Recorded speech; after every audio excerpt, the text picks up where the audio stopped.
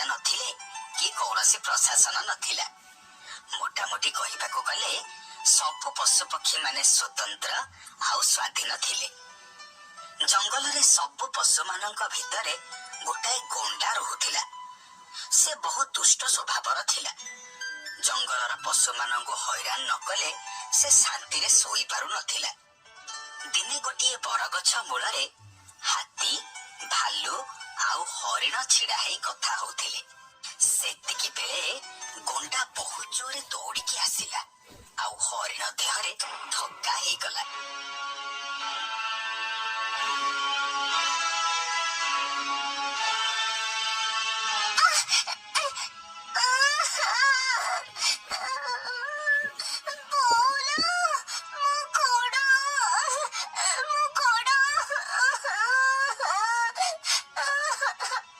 ଆରେ ଅନେଇଛ କଣ? ହରିଣକୁ ଉଠାଅ।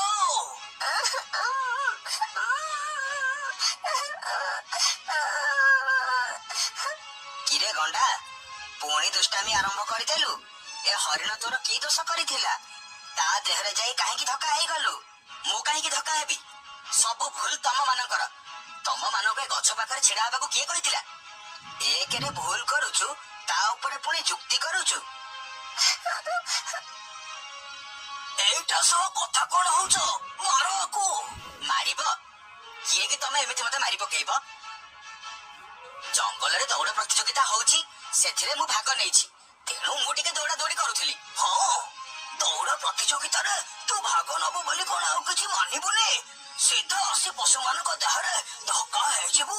ମୁଁ ତ କଦଳୀ ଗଛରୁ ବର ଗଛ ଯାଇ ଦୌଡ଼ି ଅଭ୍ୟାସ କରୁଥିଲି। ତମେ ମାନେ ଏଠି ଛିଡା ହେଇ ମତେ ଫସେଇବାକୁ ଚାହୁଁଛ? ହଁ, ମୁଁ ଭାଗ ନେଲେ ତମେ ମାନେ ଜିତି ପାରିବ ନାହିଁ ତ, ସେଥିପାଇଁ ମତେ ଫସେଇକି ପ୍ରତିଯୋଗିତାରୁ ବାହାର କରିବାକୁ ଚାହୁଁଛ। ବଦମାସ କୋଉଠିକାର? ଏଇ ଯୋଜନା ତୁ କରିଛୁ? ତୁ ଭଲ ଭାବେ ଜାଣିଛୁ ମୁଁ ଭାଗ ନେଲେ ଜିତିଯିବି, ସେଥିପାଇଁ ମତେ ଫୋପାଡ଼ି ତୁ ମୋ ଗୋଡ଼ ଭାଙ୍ଗିଦେଲୁ। ଏବେ କଣ କରିବି? କେମିତି ଯିବି ମୁଁ? ଥାଉ ଥାଉ, ନିଜକୁ ଏତେ ଶ୍ରେଷ୍ଠ ଭାବେନି। ଜଙ୍ଗଲରେ ଚିତା ବାଘ, ମହାବଳ, ସିଂହ ଭଳି ପ୍ରାଣୀ ମାନେ ବି ବହୁତ ଜୋରେ ଦୌଡନ୍ତି। କାଇଁ ମୁଁ ଯଦି ଚାହିଁଥାନ୍ତି ମୁଁ କଣ ସେମାନଙ୍କ ଗୋଡଟା ଭାଙ୍ଗି ପାରିନଥାନ୍ତି? ଛାଡ ମୋ ଭାଇ, ୟା ସହ ଯୁକ୍ତି କଲେ ପାରି ହବ ନାହିଁ। ଚାଲ ଆମେ ହରିଣକୁ ନେଇ ବିଲୁଆ ବୈଦଙ୍କ ପାଖକୁ ଯିବା। ହଁ ହଁ, ଚାଲ। ହାତୀ ଆଉ ଭାଲୁ ହରିଣକୁ ନେଇ ବୈଦଙ୍କ ପାଖକୁ ଗଲେ।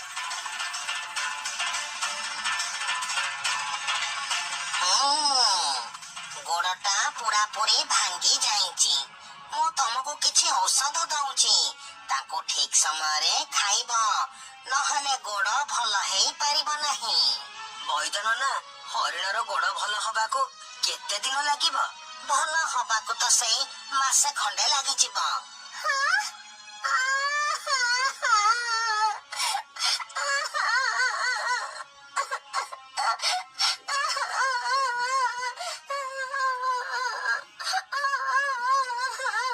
କଣ ହେଲା? କାନ୍ଦୁଛ କାହିଁକି? ସବୁ ସେଇ ଗଣ୍ଡା ପାଇଁ ହେଇଛି। ସେ ମୋ ସହ ଧକ୍କା ହେଇନଥିଲେ ମୋ ଗୋଡ ଭାଙ୍ଗି ନଥାନ୍ତା। ମୁଁ ପ୍ରତିଯୋଗିତାରେ ଭାଗ ନେଇଥିଲି, ନିଶ୍ଚୟ ଜିତିଥାନ୍ତି।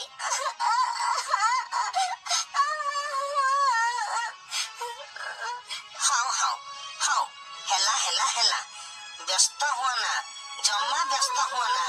ମୋ ପାଖରେ ଗୋଟେ ଉପାୟ ଅଛି। କି ଉପାୟ? କି ଉପାୟ କଥା କହୁଛ ତମେ ନନା? ମୋର ସବୁ ସ୍ୱପ୍ନ ମାଟିରେ ମିଶିଗଲା, ଗୋଡ ତ ଭାଙ୍ଗିଗଲା। ତମେ କଣ ମତେ ନୂଆ ଗୋଡ ଆଣିଦବ? ଆରେ ହଁ, ମୁଁ ତ ସେଇ ବିଷୟରେ କହୁଛି। ମୋ ପାଖରେ ନୂଆ ଗୋଡ ନଥିଲେ ବି ଗୋଡ ଭଳିଆ ଗୋଟେ ଚମତ୍କାର ଜିନିଷ ଅଛି, ଯାହା ତମକୁ ଦୌଡ଼ିବାରେ ସାହାଯ୍ୟ କରିବ। ସତରେ? ମତେ ତମେ ଦବ ସେଇଟା? ହଁ, ନିଶ୍ଚୟ ଦେବି। ତମ ମନୋବଳ ଦେଖି ମୁଁ ବହୁତ ଖୁସି ହେଇଛି। ତମେ ଏଇଠି ଥାଅ, ମୁଁ ଏବେ ଯାଇ ସେଇଟା ଆଣିକି ଆସୁଛି।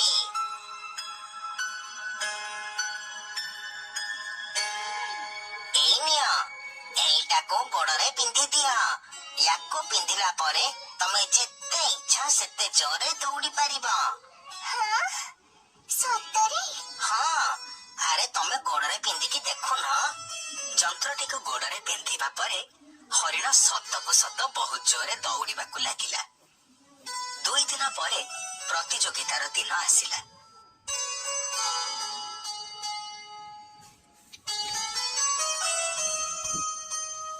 ଚିତା, ମହାବଳ, ଗଣ୍ଡା, ହରିଣ, ଘୋଡା ଆଦି ପଶୁମାନେ ପଡିଆରେ ଆସି ପହଞ୍ଚିଲେ।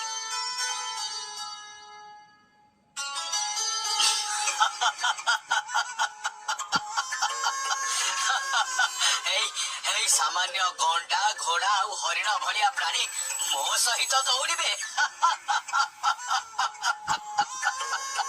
ଯା ଘରକୁ ପଳାଅ।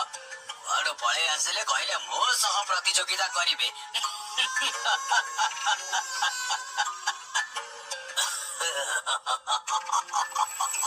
କିଏ କହୁଛି ଦେଖ, ଆଜି ମୁଁ ହିଁ ଜିତିବି। ଥାଉ ମିରିଗ ନମରୁଣୁ ଗୁଳା ପଡିଲାଣି। ଆଗ ପ୍ରତିଯୋଗିତାଟା ଆରମ୍ଭ ହଉ, ତାପରେ କିଏ ଜିତିବ କିଏ ହାରିବ ସବୁ ଜଣା ପଡିଯିବ। କିଛି ସମୟ ପରେ ପ୍ରତିଯୋଗିତା ଆରମ୍ଭ ହେଲା। ମହାବଳ, ଗଣ୍ଡା, ଘୋଡା, ଚିତା ଆଉ ହରିଣ ଦୌଡ଼ିବା ଆରମ୍ଭ କଲେ। ମହାବଳ ବାଘ ଆଉ ଚିତା ବାଘ ବହୁତ ଜୋରେ ଦୌଡ଼ିଲେ। ହରିଣକୁ ତାର ଗୋଡରେ ଲାଗିଥିବା ଯନ୍ତ୍ର ଦୌଡ଼ିବାରେ ସାହାଯ୍ୟ କଲା। ଘୋଡା ବି ବହୁତ ଜୋରେ ଦୌଡ଼ିଲା। ହେଲେ ଗଣ୍ଡା ଯେହେତୁ ମୋଟା ଥିଲା, ସେ ତାଙ୍କ ସହ ଦୌଡ଼ି ପାରିଲା ନାହିଁ। ସେତିକି ବେଳେ କିଛି ଶିକାରୀ ଆସି ପହଞ୍ଚିଲେ।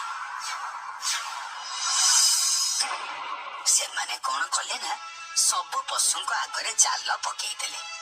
ମହାବଳ, ଚିତାବାଘ, ଘୋଡା ଆଉ ହରିଣ ଏମାନେ ଯେହେତୁ ଜୋରେ ଦୌଡୁଥିଲେ, ସେମାନେ ଜାଲ ଭିତରେ ଫସିଗଲେ। ହେଲେ ଗଣ୍ଡା ନିଜକୁ ଠିକ ସମୟରେ ରୋକିଦେଲା। ଗଣ୍ଡା, ଆମକୁ ବଞ୍ଚାରେ, ବଞ୍ଚା ଆମକୁ, ତୁ ଆମକୁ ବଞ୍ଚା। ଭାଇଟା ପରା, ବଞ୍ଚା ଆମକୁ ବଞ୍ଚା। ଆମକୁ ଏଇ ଶିକାରୀ ମାନେ ନେଇଗଲେ କଣ କରିବୁ ଆମେ? ଆମ ଛୁଆମାନଙ୍କର କଣ ହବ? ବଞ୍ଚା, ଆମକୁ ବଞ୍ଚାରେ ଭାଇ। ତମେ ମାନେ ବ୍ୟସ୍ତ ହୁଅନି, ମୁଁ ବଞ୍ଚେଇବି ତମକୁ। ଗଣ୍ଡା ଶିକାରୀ ମାନଙ୍କୁ ମାରିବାକୁ ଗୋଡେଇଲା।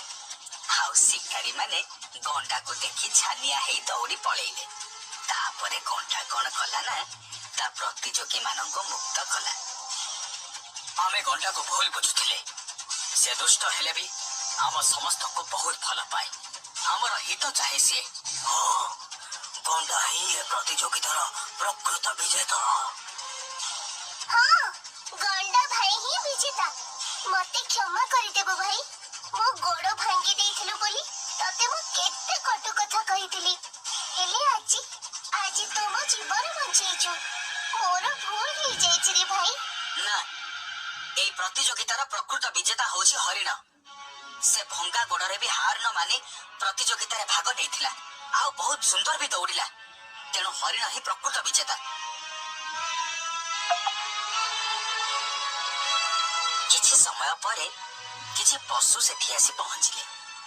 ଗଣ୍ଡାର ବିଚାର ଆଉ ପରୋପକାର ପ୍ରକୃତି ଦେଖି ସବୁ ପଶୁମାନେ ବହୁତ ଖୁସି ହେଲେ। ସେମାନେ ତା ସହ ମିଳିମିଶି ରହିଲେ।